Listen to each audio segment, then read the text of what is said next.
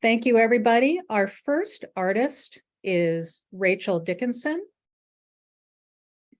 And Rachel, I'm going to introduce Rachel, writes nonfiction and essays.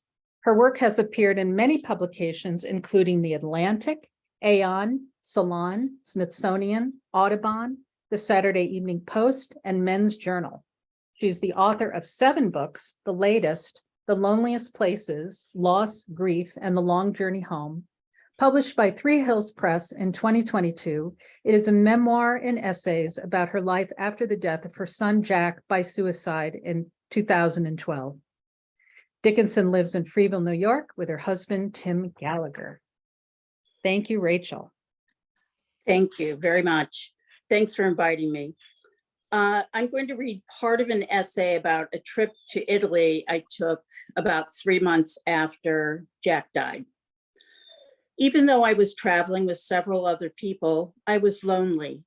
We visited the Ducati, Ferrari, and Lamborghini factories, and even got to drive Lamborghinis for about an hour on the rural roads surrounding the factory.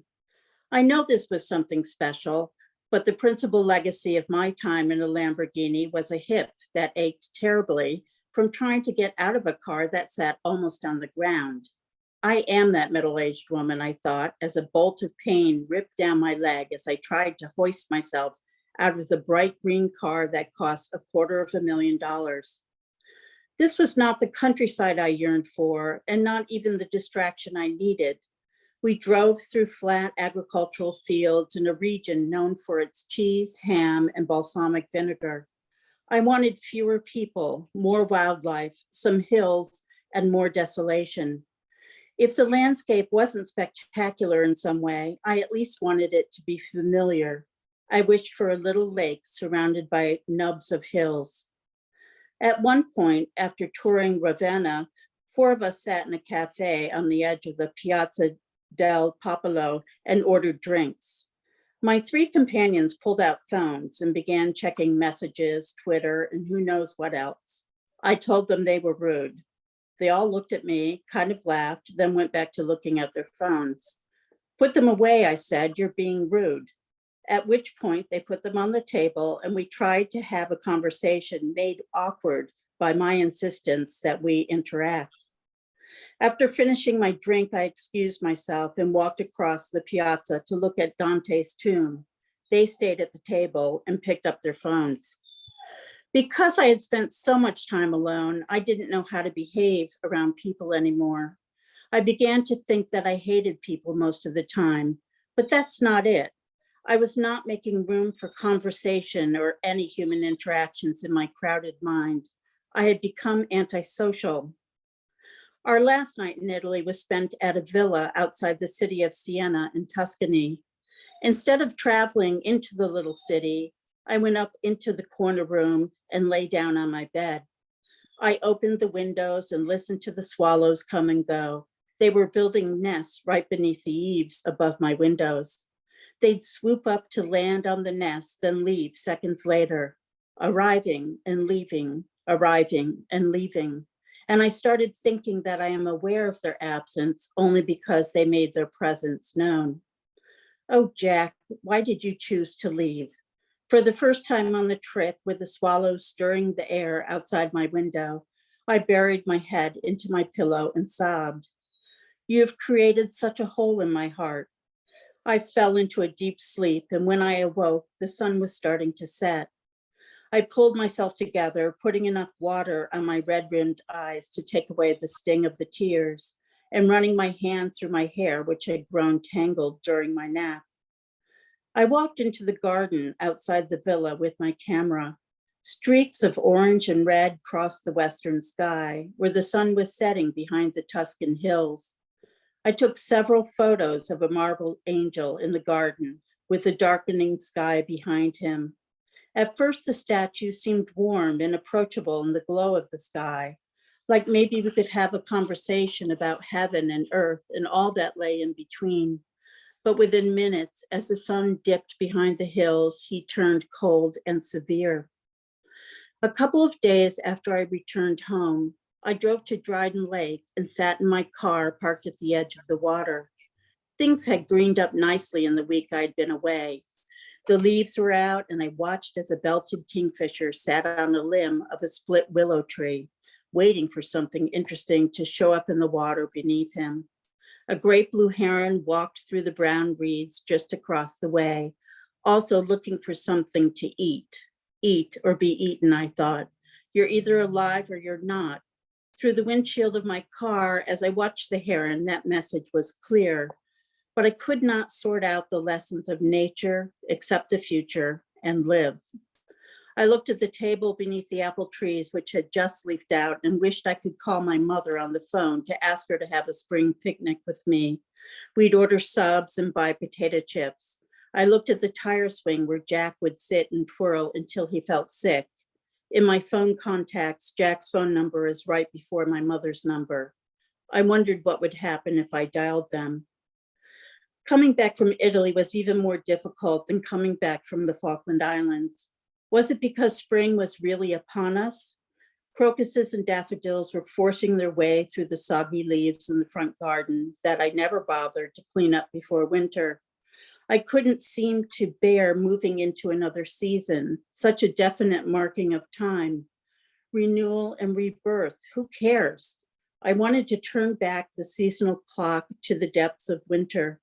My depression felt more appropriate amidst snow squalls and dimly lit days. That night, I looked in the mirror and was startled to see that my hair was almost entirely gray. I didn't know when that had happened. Thank you. Thank you. So we are going to go to Carolyn now. I've just unmuted now, right?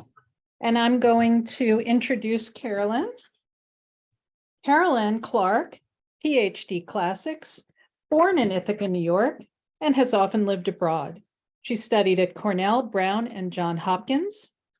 Her poetry books, Watershed, New Finger Lakes Poems, which is Kelsey Books 2023, Poet Duet, A Mother and Daughter, Aldrich Press 2019, Newfound Land, Key Lake Books 2017, a pair of Finishing Line Press chapbooks, and her, Carolyn, do you have a website that I can put? No, I don't take time to do a website. Yes, I understand. Well, thank But you. I do have Poets and Writers as my membership. So if you look at, I have a new card that I've developed, so I'll actually have a Poets and Writers directory identity. I could You put want to that look right at it? there. Yeah, I'll look it up and put that in the chat. Thank you. Thank you very much. Go ahead. Thank you very much. I'm just delighted to be here on this spring evening, and I'm also going to have some herons in my poetry as well.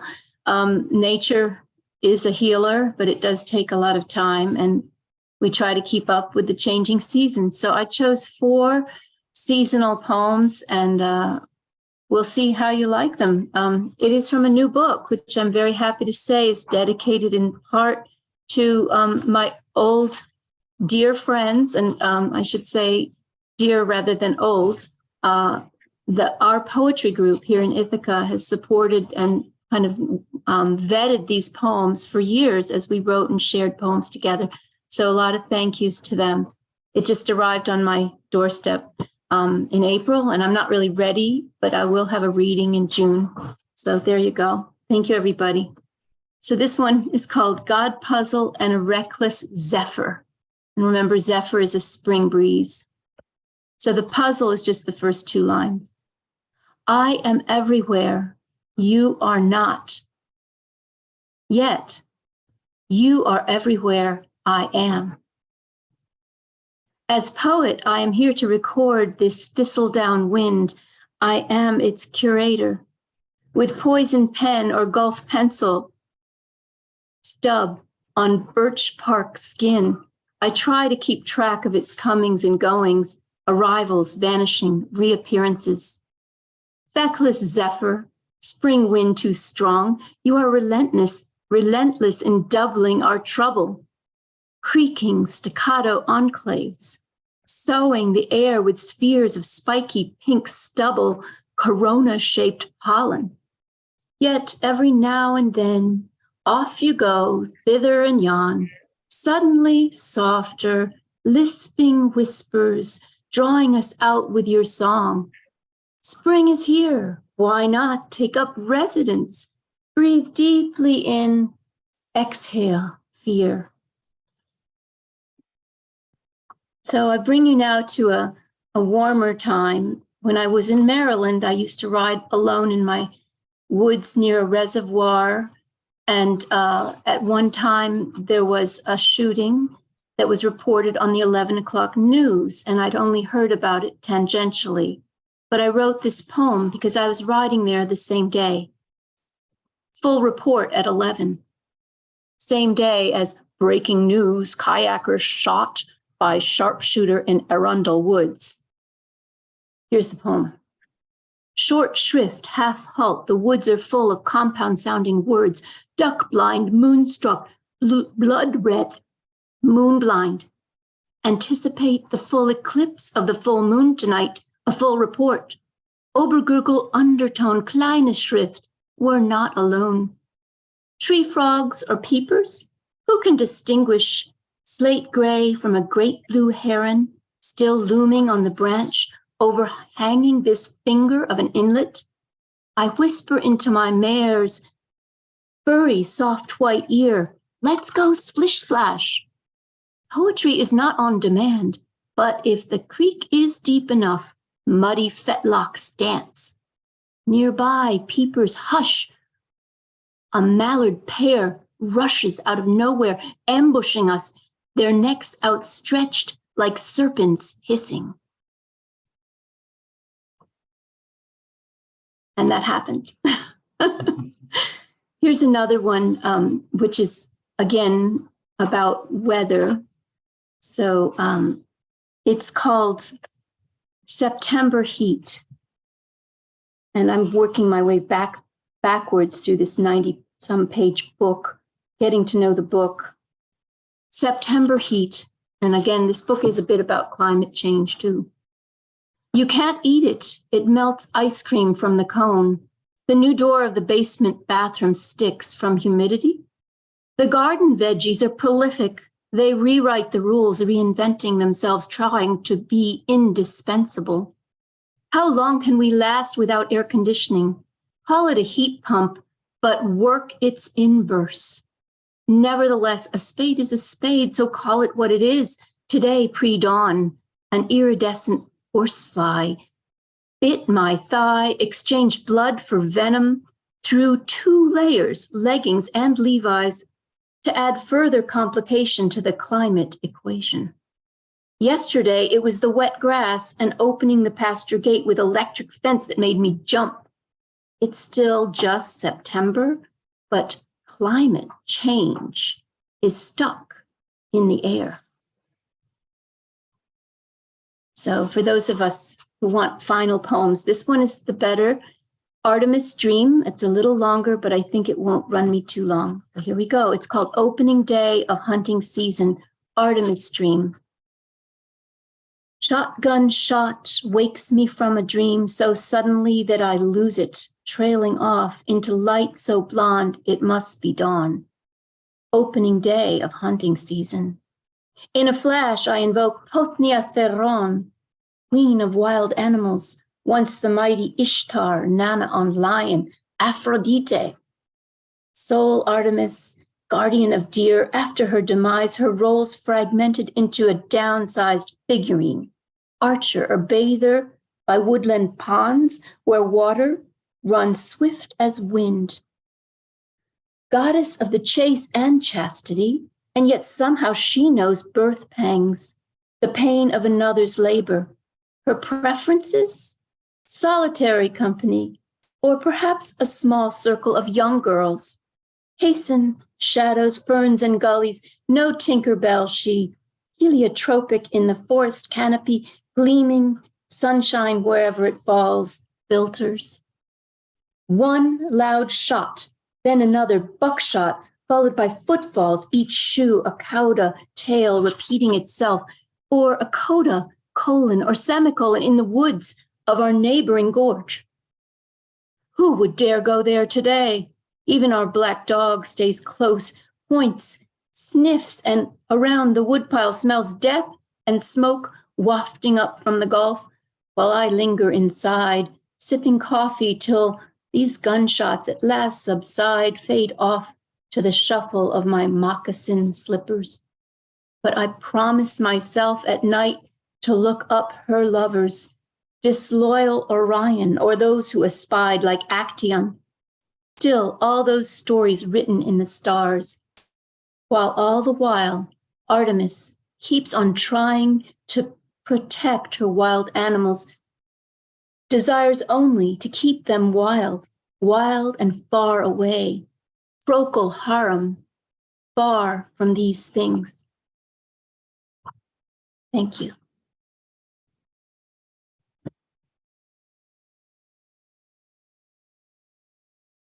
Thank you, Carolyn. Thanks. John, you're going to be next. Oh God, my camera is awful. Kiara Perkins was supposed to be with us tonight. She has a really good excuse. She is in labor and delivery, having a baby. So that's a good reason to not be here. So I'll send you, I'll tell her you all wish her well. So Jon Raimon, my old friend, is next, and Jon teaches personal and creative writing at the Lehman Alternative Community School and has worked with Ithaca teens in a variety of ways over a bunch of decades. Inspired by their courage and craft, he writes alongside his students. Thank you, Robin. I'll just jump in and I'm not really going to introduce any of them. I'm just going to read them. So thank you for having me. And I noticed that I have kind of some family and friends from Nebraska to Hawaii to show up for me tonight. So I appreciate it. Yay. All right. How to be there for my son. How to be there for bones and edges, dilating, kaleidoscoping away. How to be there for the unexpected hug, the single angry tear, holding on too long, never long enough. How to be there, both of us mired in unspoken needs, a marshland of busted toys, hidden bottles, stolen pills. Then I see from above, through this roof, this lifetime, a son, me, pudgy and 10, and hunched on my father's wheelchair next to his bed. A magazine in his strong hands, his legs long dead, little spoken. We breathe side by side, quiet and close. And then I know that is how to be there with my son. Be there by being there, in the dilating pain, in the kaleidoscoping smile, not holding and holding, not holding and holding, there, here, now. And here's the next poem. He does not touch. She bends her pinky against his wrist, hair rising, everything alight. There is silence, and then there is the silence. There is the past, his past, blunted emotions, and his own power, a male, seen by the world, seen by himself, as wordless. There is her past, voiceless, told never to tell, never to say, this is my body, you did what you wanted. Shame the color of a blank page, wordless, empty of spirit. When can I have my body back for me? When can I share this body, my body, with you? When will anything be safe and mine? The page, she writes that page full, and then maybe then. We all need love, need touch, need voices, not just one, so many moments of consent. Is this okay? Is this good? Is this me? Who are you? I do know you. I do know me. And then the next poem, it's titled My Brother After His 9th Rehab. He may be well, finally. He may not quaver. He may quaver, no drink in hand. He may call, not from the county jail. He may call to share a cup of coffee. He may knock on my door, asking if I need help on the yard. He may knock on my door, asking me to hold him. I will hold him and drink coffee, and we will go out in the night, deep in its darkness, to hack away at weeds, at what remains, what may always remain. And then here's one more, or one in a very short one, or a couple, something like that. Creeks and reservoirs, puddles and ponds, my son, small and strong, bubbling and kicking and diving off a childhood blurred with such attention and a muted vanishing of shadow parents.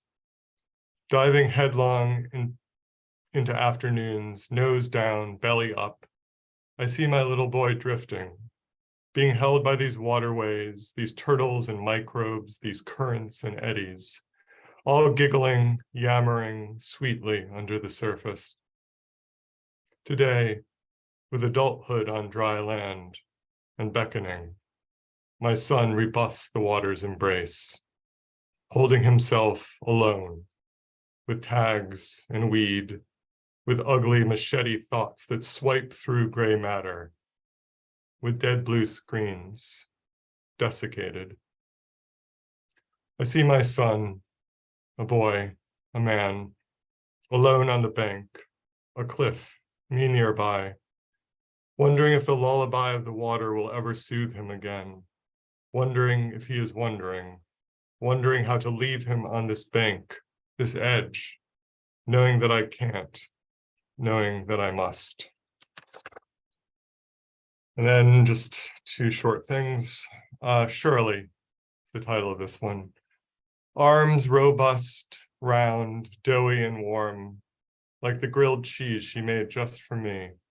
A little boy surrounded by everything, with brooms and hugs, cleaning the filth left behind by me, by my father's wrecked Volvo, my mother's empty gin, then later and for so long, by all the big college girls and boys on the hill, flowing with books and beer and filth.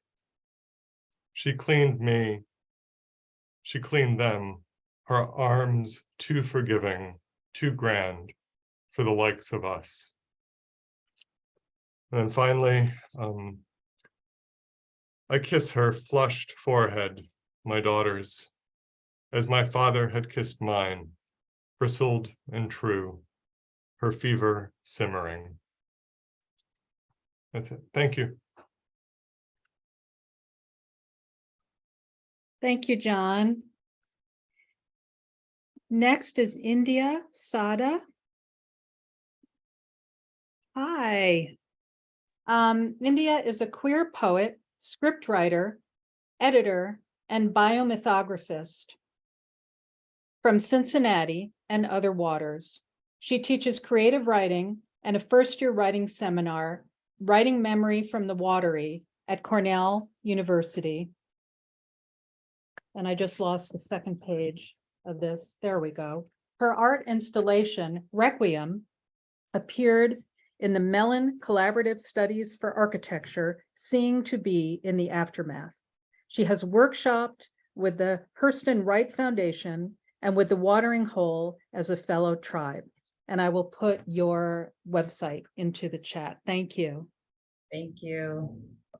And speaking of pronunciation, India Sada. Oh, India Sada. Yes, I thank did- you so much. I did ask her how to pronounce biomythographist. I just want to say, I looked it up. It is a style of composition that weaves myth, history, and biography in epic narrative. Yes, yeah, and I am really grateful to have that from Audre Lorde as well. So that term was coined, yeah. Okay, I'm just gonna get started too. I have mostly just some older poems and one that I'm excited about because it is very new and I'm still working on it. So I'm excited to share it in the space. Okay. I know the day is coming when my mother will jump down into the sky and I will call her. I'll mother my mother, dip her in hidden rivers to thicken her skin, because I want my baby to get big. She is on the phone now saying she wants to go home, and I know I can't drive her there. My baby is on the phone asking how I got out. Could I not take her with me? It's true, I parted my water from her water. True all summer, I've been jumping in portals to unmap me, almost broke my belief, jumping that portal. Next poem. But in Simone is louder, she asks, isn't it a pity? Pitiful the way I fear someone will come near this body, say, you dropped something, and point at my braid on the ground. They will point at but never pick up, because it's a familial act to pick up another's braid. Only back home do we swing these dead things and say, girl, come get these snakes off my floor. But there is no family here, only me, mold in my shower, and in Simone still asking, isn't it a pity? Pitiful the way I cower in the corner with these braids that do look like snakes, snakes circling the drain and eating their own tails. This water wants me into, or as to, girls, cousins, calling each other from back home, wishing this baby on the way would just wash away on its own. And I wish I really was water and could wash it away for her.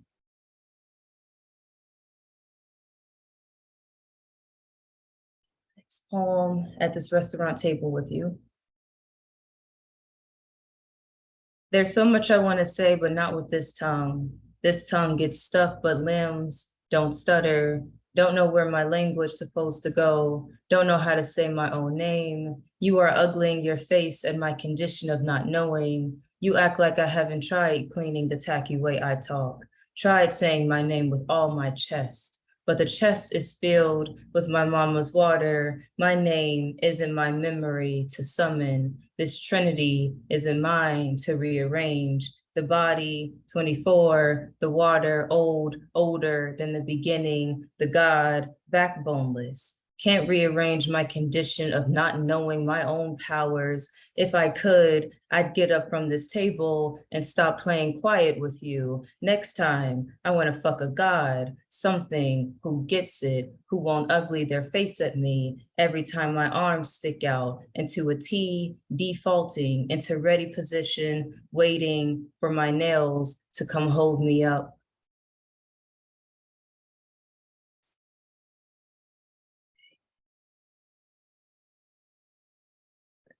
Next poem after Ahmad. Bring the floor up to me, then the first wall, the one with the roach on it, where me and Miss Sis, nothing like Gwendolyn's girls. We scary of roaches, bed bugs, and fleas, of all thems that make us start over when we haven't even started yet. There is a little hole in the wall, a Taringa restaurant between Wyoming and Roseline, where there never was no roses. I enter, waiting on my fish meal. Yes, I want the head of the fish too. And Miss Lady sitting next to me, waiting on her oxtails with her boy. And Miss Lady behind the counter is giving the boy a free can of juice. But the boy looks up at his mama before taking. Here, I am facing the fourth wall, the one with the TV on it, all three convicted.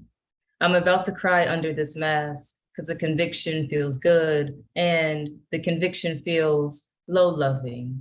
I want their heads to give to the roach, to Miss Sis, to the boy who will ask his mama, can I?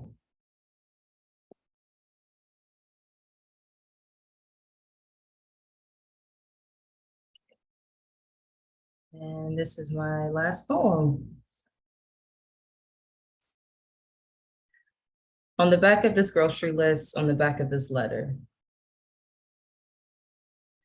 Avocado, butter, blue, lemon, honey, more honey. What can she make for you? Banana nut, babka, butternut, plum, plums. On the other side of this list, quinoa, kale, blackberry, berry, a letter. He's going to find her and tear her into sour creams, heavy whipping, whip. On the other side, a letter, or he wants to burn her alive. Either way, bitch, you are black-eyed, bale oil, and count your days, 1 pound pork or 2. What can she make for you? Smoked turkey, lima, lime juice. On the other side, a letter. I know where you live, live lobster or cut tails.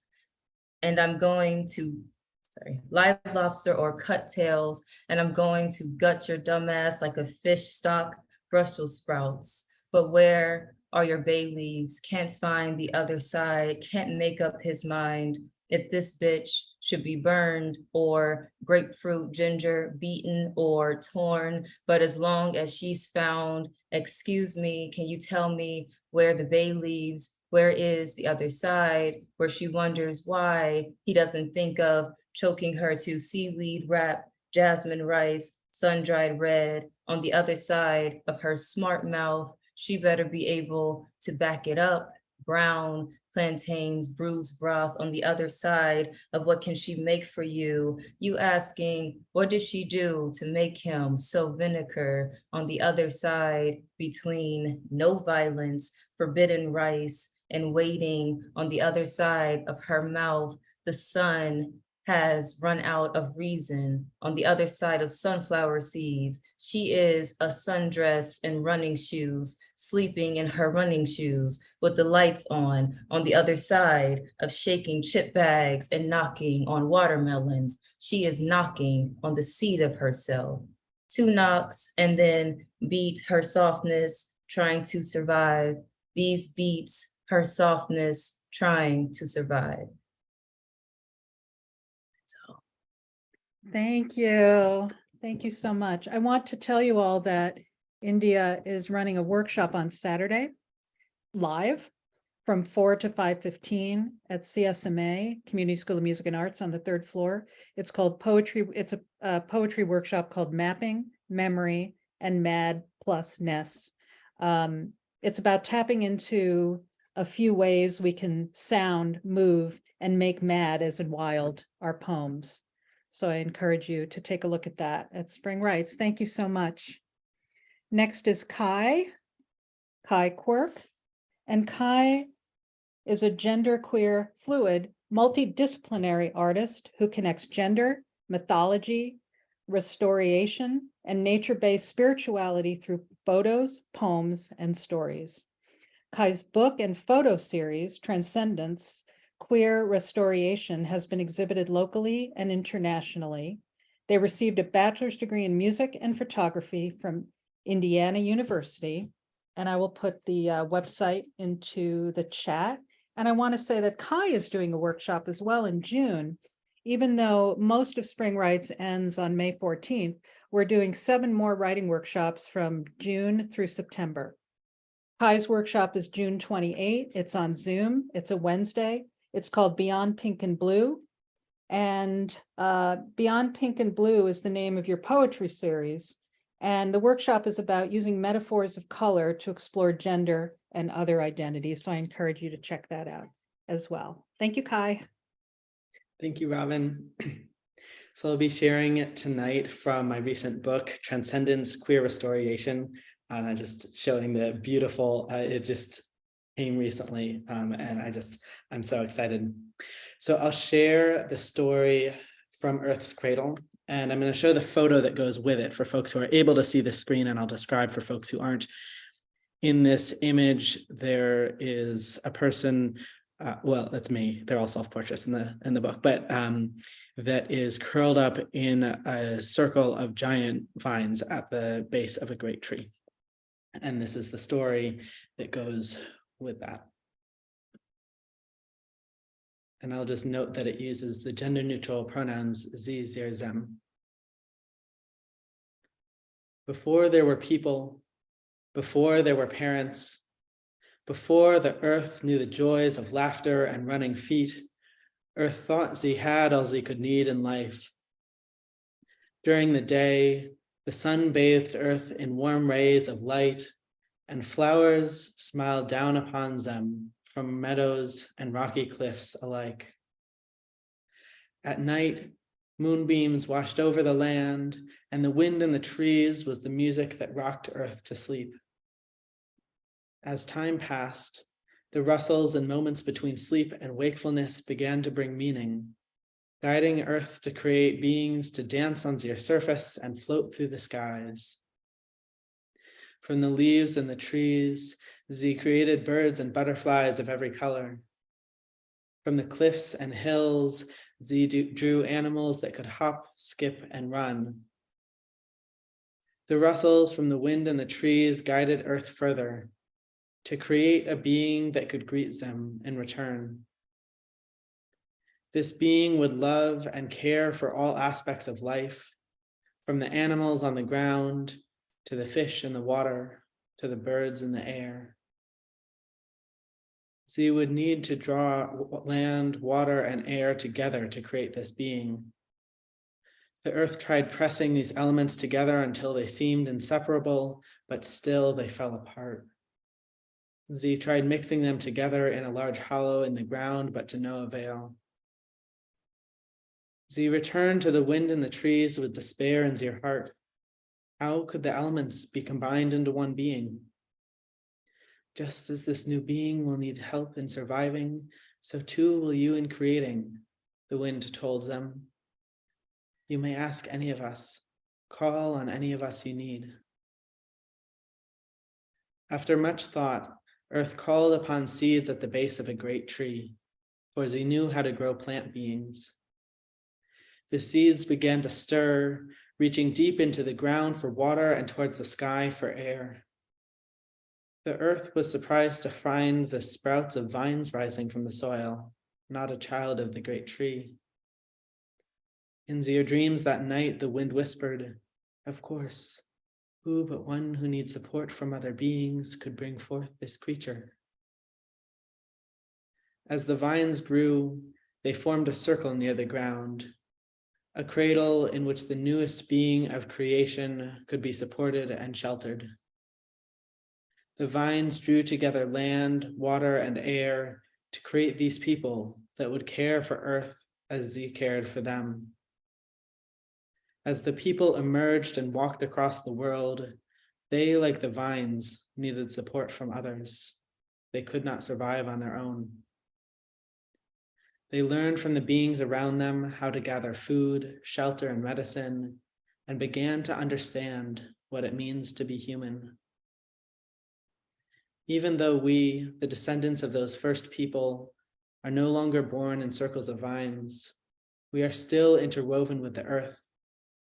We are still held by earth's cradle, still learning from the beings around us, still invited to care for earth in return.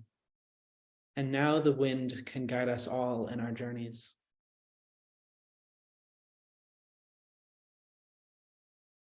I'll share one more short story.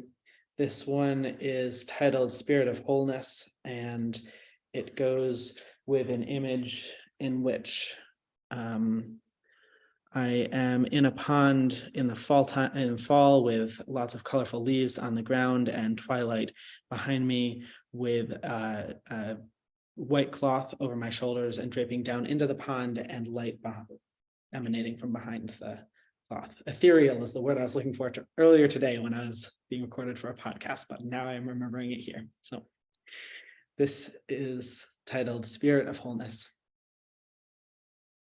Through constant flux of body and form, the spirit of wholeness gave birth to children of ambiguity all over the world.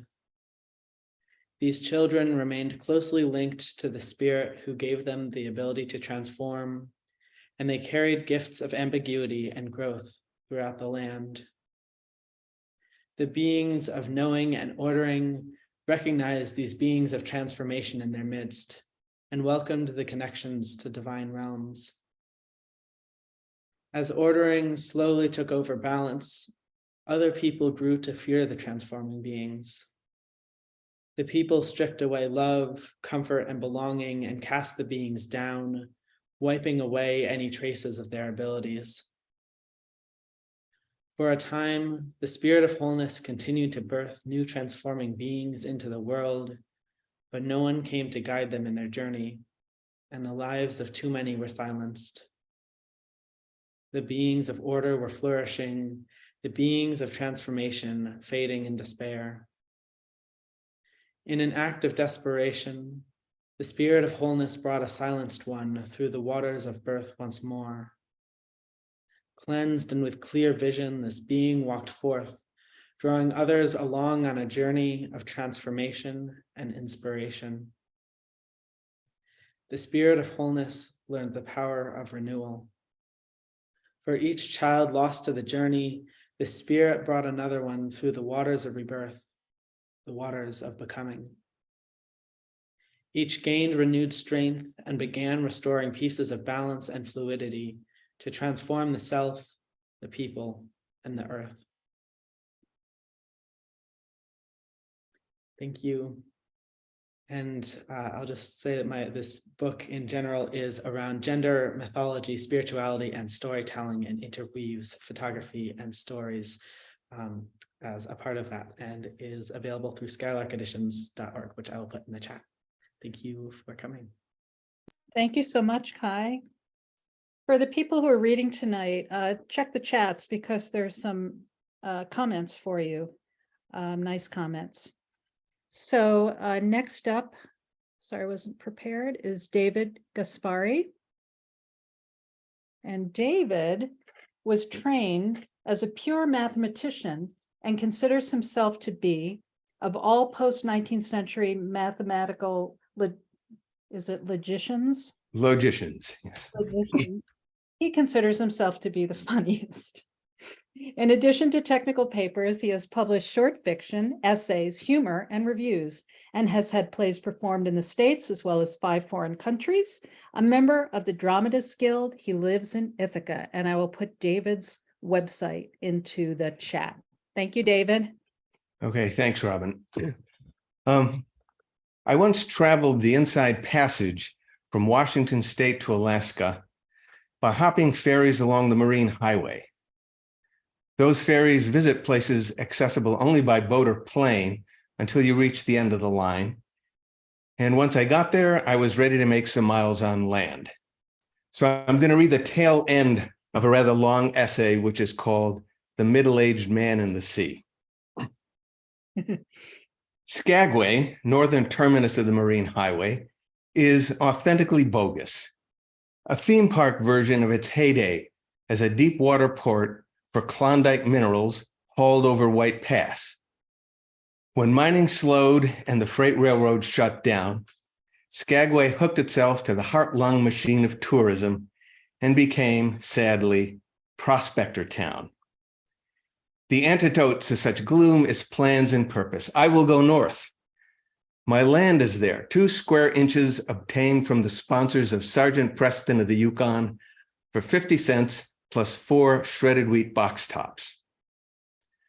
When mining revived, a road was paved across the pass to join the Klondike Highway. It's traveled by huge ore trucks and by tourists, possibly others visiting their land. Several calls are required to locate what seems to be the last remaining rental car in Skagway. When I show up 15 minutes later, there is no car. I make what, for me, amounts to a scene. I say, that's not very nice. I must try that more often. 3 employees are soon shouting at one another. The manager takes me outside and points to a mud-spattered Chevette. This used to be one of my rental cars, he says. A girl from Anchorage kind of slid off the road and dented it, just kind of slid off, scraped a tree, and kept right on going. It's muddy from all that construction over in Canada. It runs good, runs fine. I look at the dents. They look like dents you could dent and then slide off and keep right on going with. For some reason, I think these thoughts with the pronunciation of Dizzy Dean. Slid is slud, rhymes with good, which is how the man says it runs. Just these dents here, and you're sure it runs okay. Hey, I'm not the one without a car. Out on the curb, an overalled youth is cleaning my car's headlights, wiping silver dollar-sized circles free of mud. I dismiss him. Dirt concerns me less than the cracks I now notice running 3/4 of the way across the windshield. Prioritizing the dent question caused me to overlook this detail. More hesitation, more stewing, what the hell? I drive off and know instantly, with insane clarity, that this thing I have just done is a stupid thing. The steering will fail on a switchback. The windshield will implode. Car and driver will be humiliatingly rejected at the Canadian border. Death and dishonor await. As I recross the border, an American customs agent will say, I thought it was a rental car, but for a rental, it looks kind of rough. The Chevette wheezes up White Pass. Across the canyon, I see the ruler straight cut of the old railroad bed, like a seam at which the mountain has been zipped together. Waterfalls fed by high snowfields smoke through the trees.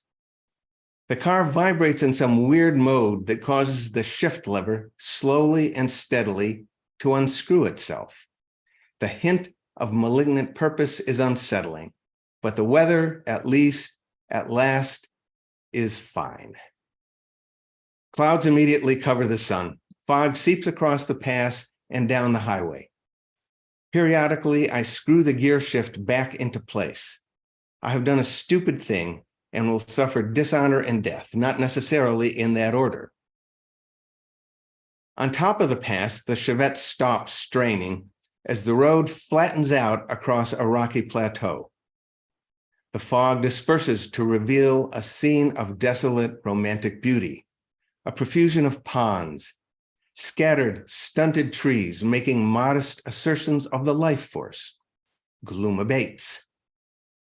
The highway continues through the northwest tip of British Columbia, past the lakes from which the Yukon River begins its 2,000-mile S-bend to the Bering Sea. Lakes, trees, and sky shine in glossy postcard colors. The view east is sketched in charcoal, shadowy mountains topped with snow. Just past the border of the Yukon Territory, the land opens up in cinemascope, a plain burst by humps of treeless mountains. 75 miles further, I reach my first junction. Route 1 meets Route 2. In this part of the world, road numbering makes minimal demands. My map of Alaska, the Yukon, and the Northwest Territories needs double digits just once. At the junction of 1 and 2, an insanely optimistic hitchhiker sticks out his thumb. He proves to be a gold miner of the modern sort, operator of a multi-ton, many hundred horse-powered hydraulic simulacrum of a prospector with a pan. He too is bound for Whitehorse, capital of the Yukon Territory, and home to 3/4 of its 25,000 souls. I leave him downtown, which is new and neat. Offices, a quiche bar, a bookshop, McDonald's. The Yukon River is a few blocks away. Whitehorse, just below the 61st parallel, was the furthest north I'd ever been.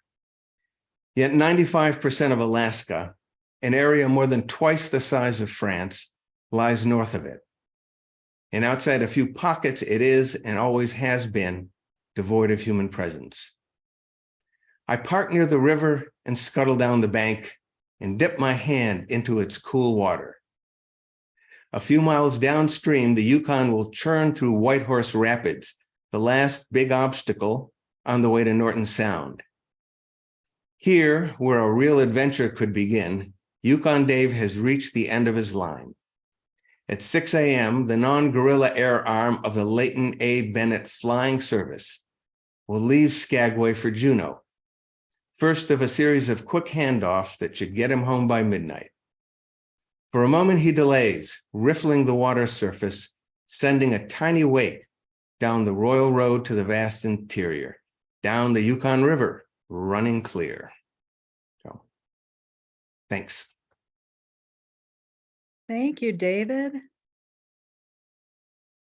Thank you, everybody. That was so much fun tonight. I'm really happy that you all were here.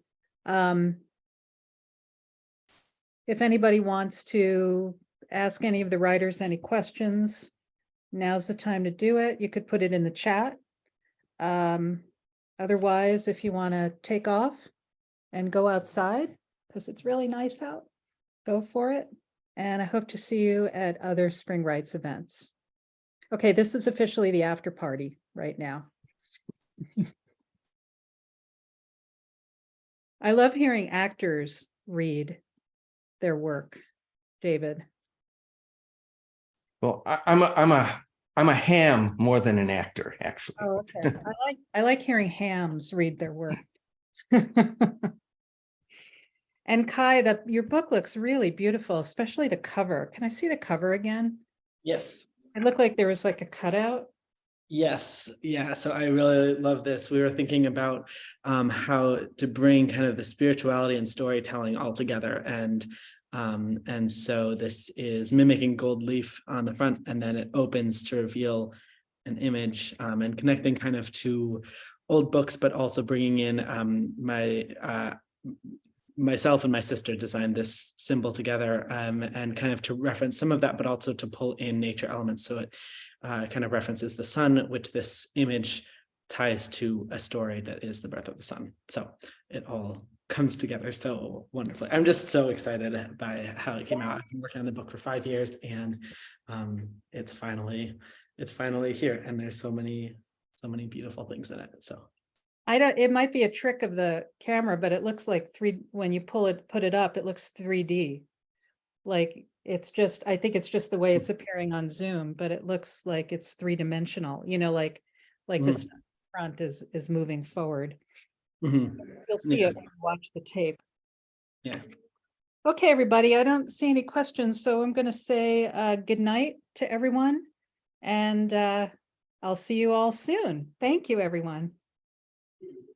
Thank you all. Thank you.